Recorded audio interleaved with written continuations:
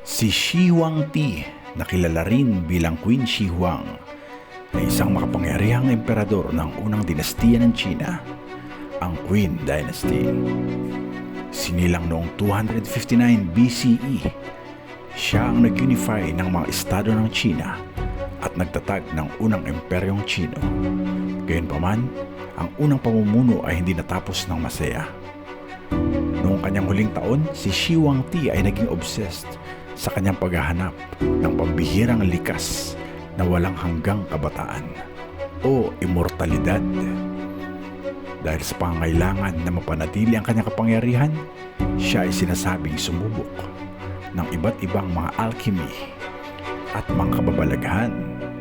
Karamihan sa mga ito ay hindi mapagkakatiwalaan. Naging biktima siya ng mga mapanganib na pangako ng mga alchemist at manggagamot ng kanyang panahon na nagsabing sila ay may kakayahan na bigyan siya ng walang hanggang buhay.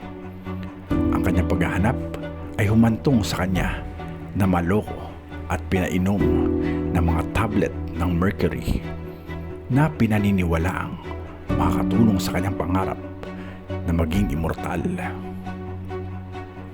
Ang mercury ay isang napakatoksikong kemikal na maaring magdulot ng malubhang pinsala sa katawan at kapag pinainom, maaring maging sanhi ng kamatayan.